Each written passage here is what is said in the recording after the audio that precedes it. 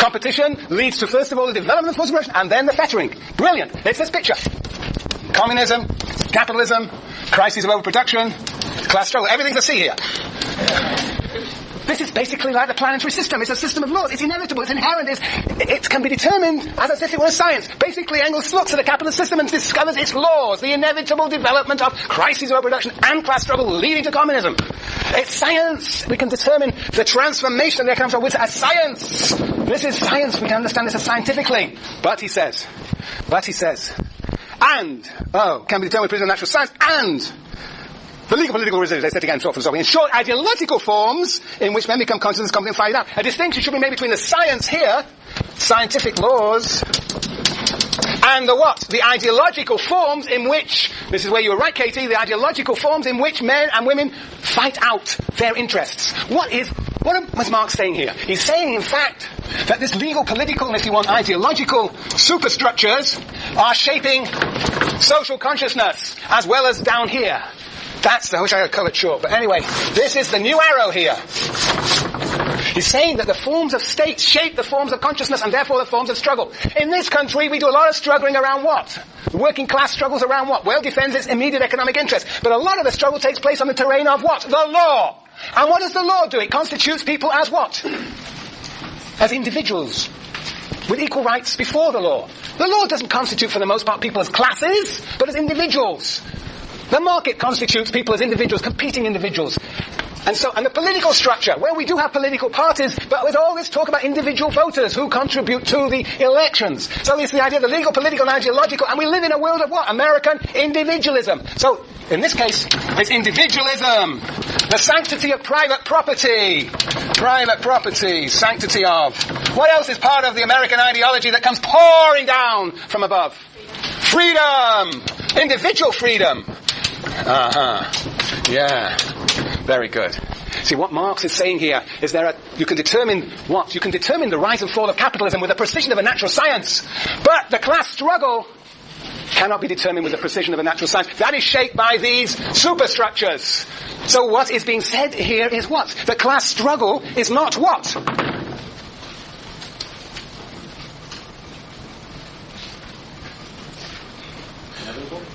BB! What a relief. Not inevitable. The class struggle, or the intensification of class struggle, is not inevitable. On the one hand, there is the emergence class struggle from below, as in the Communist Manifesto. But now Marx is saying that from above there is another force, an individualizing force, and we do not know which is going to win out. We do not know whether, in fact, class struggle is going to be intensified, if it's going to continue to increase, as Marx is now saying in page 5. Yeah. What does this mean? It means that here we have the fettering, but what can happen here?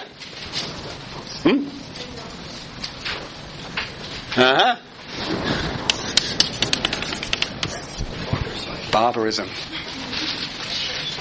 The point is, this is inevitable, the rise and fall. That can be determined with the precision of a natural science. But this class struggle, it seems to be, reading this carefully, is shaped, you cannot determine this with a precision of natural science. This is shaped by a conflict of these two tensions. The individualizing ideology from above, in the case of the United States, and the class formation coming from below. And we don't know which is going to win out. It is not inevitable that we are going to move on to communism. As I read this page 5. Chelsea. It also kind of seems like what he's doing here is normalizing the fact that if this revolution were to take place, it would have to be by force. Because when he goes on next to be like, well, you wouldn't judge a man by the things he says he is, like, you can't really judge the consciousness of the time, like, what people think is going on and what they think they want isn't necessarily true. This is inevitable, so we get to choose if we go with it or not. And that almost seems like he's being like, okay, so these relations, they're independent of our will, capitalists might not like this, but if you accept that this is natural, this, move from capitalism to communism, then I absolve myself of there being any problem with taking them down forcefully, because they don't know what's right for them, their consciousness is... Right, no, I think, absolutely. I think that Marx and Engels would be happy to repress the capitalists in order to get to communism. The question is, will the working class organize itself to be an effective force in that repressive process? Now that is being questioned, you see, and now we understand why Marx and Engels wrote the 20, 30, 40, 50 tomes that they did. If it was all inevitable, why would they bother to write anything? They write because this revolution is not inevitable. And, of course, the revolution is going to depend on consciousness. Do you notice a contradiction here between the Marx of page 5 and any other Marx we've read? I heard a yes. A yes at the back, perhaps. Oh, come on. Juliana, what happened to you today? Do you remember where you began? What's the first thing we read, serious text we read of Marx and Engels? Long text, Neil. And what is the German ideology all about? German ideology is him criticizing Hegel for taking the changing ideas in consciousness. Right, basically, that's absolutely right. Brilliant. The German ideology is all about the fact that consciousness is this epiphenomenon, this effect of material change. But now we see a more sophisticated version, that in fact it's not, this consciousness is not somehow springing naturally, inevitably from below, but in fact is a terrain of struggle. And so consciousness creeps back into their analysis, which is why you were exactly right, Katie, to emphasize that when you began your interpretation. Yes, Neil? Does he write more and more as he realizes that he's wrong and more and more? You mean? I'm just wondering, it's just within the same book. I mean, he's like, he writes more and more as he realizes that he's more and more wrong as he goes through. Yeah, well, people develop. You're going to develop. We're going to develop. These theories are going to develop. They're going to be wrong. We're going to write them. We're going to make them wrong. We're going to write them. That's how theory develops. And Marx himself. And that's what the big debate. The great theorists are the ones that contain all these contradictions in them that we can wrestle with every year since they die. So you're absolutely right. I mean, I don't think he's fully conscious of this contradiction. But it's very interesting. The German ideology was never meant to be published. This was his settling accounts with the Hegelian tradition. It was never meant to be really published. It was an extreme reaction to. And now we get a more modified, sophisticated version in which consciousness is not predetermined, not given by the economic conditions. We must move on because I've only got 8 more minutes and I have got 2 more theses to go through. Very good. We are really making good progress here. The next thesis is thesis number 6. And I will start with no social order. You're there, Marianne? No social order. 2, 4, 6, 8, 10, 12, 14, about 14 lines down, 15 lines down. On page 5. Huh? Okay. No social order ever perishes before all the productive forces for which there is room in it have developed. No social order ever perishes before all the productive forces for which there is room in it have developed. And even higher relations of production never appear before the material conditions of their existence have matured in the womb of the whole society itself. Finish. Good. Excellent. What is being said here? What is being said here? What is being said here on the first? Let me repeat it to you. No social order ever perishes before all the productive forces for which there is room in it have developed. So you can't have a revolution before what? Before you know that yes, Kristen? But that the conditions are right and in place for the next order of being. Right, and the next order of being, the next mode of production have to be in place. There have to be already rudimentary forms of the next mode of production, and the existing form of production must be completely unable to develop the force of production anymore. Which we're on the verge of almost seeing? No? Well, we may be. Marx thought so at the time, and Lenin thought so at the time, and now I'm sure there'll be Marxists that come along and say it's true now. It's a very interesting phenomenon. But let's come back to that in a second. What is being said is that if you are here, what must you not do? If you are here, what must you not do? Neil? Try to go to communism, because this is a premature revolution. You have got to make sure that the forces of production are fully fettered and cannot develop. And so often in history we think we're in a crisis, we think the forces of production are now fully fettered, and in fact it turns out that the crisis becomes the foundation for new forces of production. Marx and Engels can never be wrong. They can always say, the forces of production could still develop. Yes. Yes, so Marx and Engels say premature revolutions are dangerous. We have to be sure we're here. We have to be sure we're here. We have to be sure that there is no potential for further development of the forces of production under capitalism. We have to be sure that capitalism has exhausted its potential. And yet we can never be really sure. Juliana. Putting 6 to 5, did he say that we could get there, but that still doesn't mean that... Right. We can say 2 things. First of all, we cannot start a revolution from here, and even if we are fairly fettered, we cannot go there, we might come down here. Absolutely. Very tricky.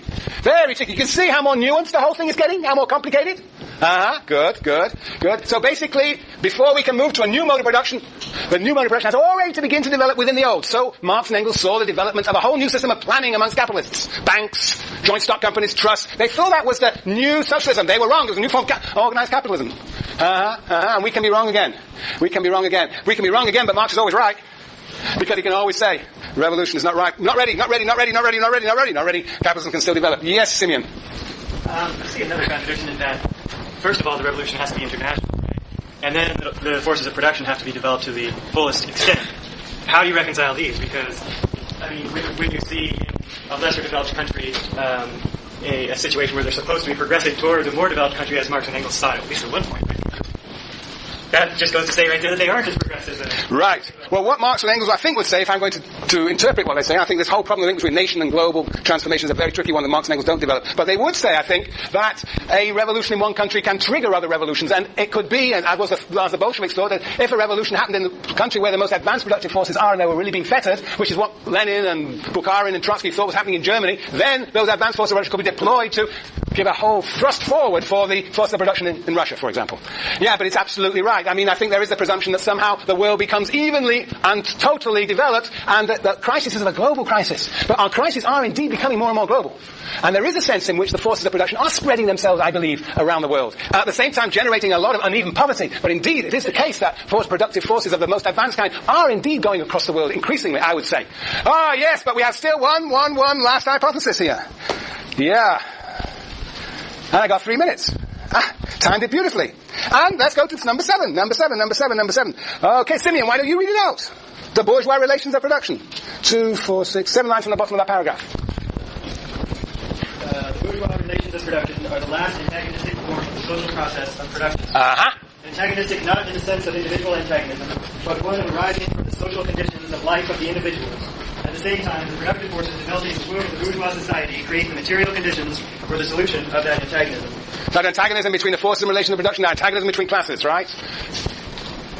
Go on. So, the social formation brings, therefore, the prehistory of human society to a close. This social formation. What social formation? The new social formation, which is called communism. So communism brings the prehistory of mankind. Is it mankind? Womankind. Mankind. Human society. The prehistory of human society to a close. What has been said in this thesis number 7? What has been said in this thesis number 7? Yes, Sienna.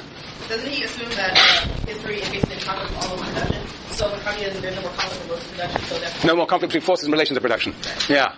And therefore there's no more prehistory. But then what happens? Yeah. Then if there's no prehistory, then there's what? History.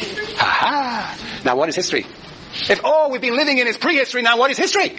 Ha-ha-ha-ha. Yes, Neil? Isn't it that history is the study of class struggle? Yeah, you see, you got to be tricky with Marx. Marx uses these words differently in different places. Indeed, he says, history is history of class struggle. Indeed, he does. But he should have said, prehistory is a history of class struggle.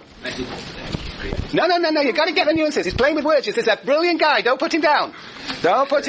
What is he getting at when he says that communism brings the prehistory of human society to an end? Chelsea? I think this is what Engels talks about in socialism, right? This idea that we finally learned how to harness these social forces and not let them be out of our control and out of our will.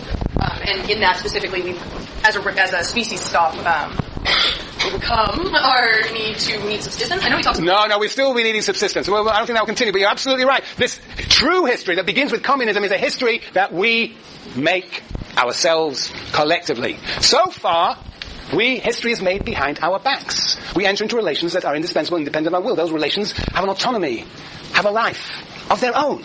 They expel capitalists here, they expel workers there, drawn back in here, create crisis tomorrow, overproduction today, overconsumption tomorrow. It generates polarization. This is a world that we do not make. It's made behind our backs. We are agents in this process, but we're not consciously controlling history. The whole point of true history is that we collectively make it. Prehistory is what we've had so far. Prehistory. History behind our backs. Prehistory. History behind our backs. Behind our backs. History we don't control. Relations we don't control, but now we're into true history. That is to say, we make history collectively. We make history. We transform the world according to our collective plans, collective conjectures. All right, this sounds romantic and utopian nonsense. But you've got to get at the idea, the profound idea that Marx and Engels are giving us here. Namely that we are living in a world today here, and hitherto all time, since time immemorial, a world in which basically we don't control the lives. Look at you. You're like machines. At 5 o'clock you start putting your jackets on. You start getting restless. You don't control history. You wouldn't dream of staying over 5, would you? You don't control your destiny. You're being controlled by capitalist time and exhaustion. You have a good weekend. Bye. Those are the 7 theses.